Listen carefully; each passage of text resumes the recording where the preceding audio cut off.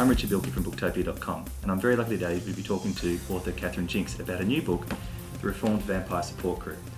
Thank you, Catherine, for talking to us today. Thank you very much for having me. Not at all. The first question, I guess, is what is a reformed vampire and why do they need a support group? Okay, reformed vampire is an antidote to all the powerful and sexy vampires out there. I decided quite a long time ago, actually, before I'd even heard of Stephanie Meyer, it has to be said, that there was something to be written about a bunch of very grungy vampires living a very depressed, ill lifestyle, who all the restrictions on their lives meant, and they couldn't go out in daytime and they couldn't get a decent haircut and they were sick all the time, because I figured that if you were talking about not a different kind of species, which so many of them are, but a human being who's just been unfortunate enough to get this infection, they're people like anybody, but therefore trying to be good mostly, and therefore don't want to be attacking other people. And so a reformed vampire is a vampire who doesn't attack other people. Right. The reason they need a support group is because when you don't attack other people and you're living off sort of enzyme supplements and guinea pig blood, you can be very ill. Basically, what a reformed vampire is somebody who doesn't attack people, and because they don't attack people, they live in pretty miserable lives, and they need a lot of emotional support. Absolutely. And a way of actually, coming to terms with their infection. They go through all these classic psychological stages of denial and everything. So they basically get together in a little group, facilitated by a Catholic priest. And that's what that's all about. I do love all the little language of psychobabble that goes on in that group. Even your main character, Nina, a reformed vampire, is writing these vampire novels about a sexy vampire heroine. What are you sort of trying to say about the Stephanie Meyers of the world, and what are you trying to say to the look, readers? the thing is, as I say, I didn't know Stephanie Meyer when I first started it. I hadn't heard of this. It was bubbling away in the US because it was quite a long time ago that I thought of this idea. But I do like a twist on the normal stereotype, and I also dislike the sort of story that has a person who has a special power, because none of us have special powers. It makes us feel very sort of inadequate, right? All these people who have got sort of skills that make them powerful.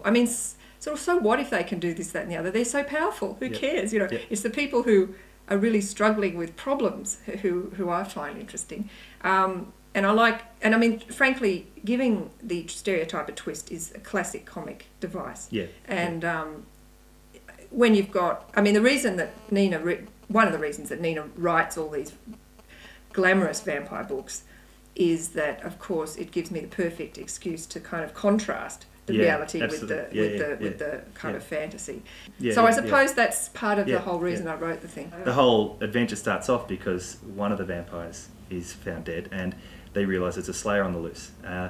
And this guy, this slayer, is a little such a loser. He is. He's totally lost in this fantasy world. And he believes that these vampires are evil. He believes the stereotype. He believes the misinformation out there. But really, the true evil in this book doesn't come from vampires. It doesn't come. No. It's a human quality. It's a human. You know what it is? It's actually it's commerce. It's the need to make money. Right. That's where the evil is. And I think that's where pretty much the evil is anywhere in the world, except for the odd psychopath. But the evil people are two. Well, I don't want to give too much away, but they're two men who are basically trying to make a lot of money out of pitting werewolves against each other in like a kind of a dogfight scenario. And there's a lot of injury and a lot of death, and they're making money off death, basically. That's where the real evil is. All these, and the werewolves aren't evil, and the vampires aren't evil. Even the slayer isn't actually evil. He's just hopelessly misguided, and it just needs a bit of counselling. So what I love about this, even these evil characters, these men, are capable of good. Every character in this book, whether they're victims, whether they're that, there is good in them as well. I don't like your black and whites. Again, that gets into your stereotypes and your sort of hackneyed good versus evil, good versus evil thing. And I don't think that's very helpful, good versus evil. I really don't think so. Because the hard thing in life is actually working out what is evil and what is good. Yeah. And in fact, that's what my old Evil Genius books and everything tend to be about too. Yeah. And I'm glad you mentioned those books. One of my favourite characters from those books was Sonia, who, perfect example of a character who is disregarded by a lot of people through a disability, through cerebral palsy, but is capable of extraordinary things. And this is something that comes through in this book as well, this theme of these vampires who are effectively disabled humans who nonetheless rise above it. And this is, I guess, your heroism, I guess, is... Yeah. Well, I mean, it's so much more interesting than somebody who's there with this amazing power. Even more interesting is people who have got huge problems they have to sort of overcome. Absolutely, yeah. I can go through. You've won 3 Children's Book Council Awards. Yeah. You've also won a Sci-Fi Award, the Aurealis Award, and the Crime Award, the Davitt. Is it the Crime Award? And what I love, you're able to bring all these elements into it. I mean, do you consider yourself a fantasy, a sci-fi, a crime writer, or you just consider yourself? Do you think all these elements? Yeah. I wouldn't say I could do absolutely anything. There are certain areas to be honest, the areas I'm interested in tend to be cutting edge areas because they're new stories. Yeah. I mean, a lot of my stuff is what they call in Hollywood high concept. Right. You know, the idea. It almost starts off with the idea. Yeah. And it's very much I don't go within. Like a lot of people are very.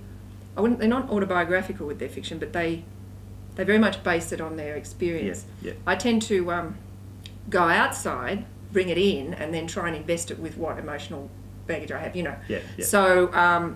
And therefore, ideas are very important. Yeah. Now, ideas in the region of computers, in the region of genetics, the internet, you know, in a social sense, all of these are cutting edge areas where the ideas, humanity is being changed by them, and so therefore the ideas tend to pop up more. You know what I mean? Because they haven't been well trodden. So I suppose that's what I think of ideas and they pop into my head and I think, whoa. Yeah. Like, actually, the funny thing is, with The Road, which was one of my adult books, which was a crime novel. Yeah. No, it was a horror, actually. Yeah, it was. It was a horror. My very first horror. Yeah. I thought of this idea and I thought, oh man, that's a good idea. And then I thought, well, I don't usually do stuff like that. That's more like Stephen King. And then I thought, well... Why not? Well... I hate the worst thing in the world is a wasted idea. Yeah. Do you know what I mean? And I thought, well, I might as well give it a go. Yeah. I mean, it'd be terrible to waste that idea. So I read a lot of Stephen King and did my best, you know. So it's just the ideas. Wherever they lead me, I tend to go. That's what happens. Yeah. Now, I guess the question to end on: are we going to see a sequel? Yeah, we've got one sequel because I just felt that I needed to explore the werewolf side of things a little more. It's going to be called the Abused Werewolf Rescue Group. Oh, fantastic. Yeah, fantastic. Well, I mean, I'm just going to go back to the werewolf bit a bit because I did love Reuben as a character. I love the way also that when he was brought into this group of these people who are bemoaning the fact that they're victimised and that no one will give them a fair go, yet they didn't see Reuben, the werewolf, as someone in a similar situation. And this sort of, even though we sympathise with them, all of a sudden they couldn't sympathise with him. Yeah. Well, they don't see many people and they get, I think, yes, there's that whole thing where you can focus too much on your problems to the detriment of other people's problems. And okay, Reuben can get out in the sunlight and stuff like that, but the thing is about these people, most of the time they can actually keep themselves under control. But once a month, Reuben is not himself and he can't do anything about it. They can do something about it, but he can't. Yeah. And it's just this whole thing where, I mean, he can hurt himself. They had to lock it. I mean, it's not nice. It's been treated like an animal and he has to be treated like an animal. They don't get treated like animals, you know what I mean? Yeah. So he's got his own problems. And just because they're not the same doesn't mean that they're not equally as debilitating. But that's what people do, and they're not all perfect, the vampires. No, that's what I mean. That's the thing about this book. I mean, it just it's real people with you know. And Nina says it best, I guess. She says she's beginning to think like a vampire, and what she really means is she's beginning to think like a victim. Yeah. And that's, I guess, a lot of what the book's about. No, it's beautiful. Thank I'm you. looking very much forward to the sequel, and I hope it comes out very soon. But thank you very much, Catherine, for your time with Booktopia, and happy writing. Thank you. The Reformed Vampire Support Group is available now at booktopia.com.au.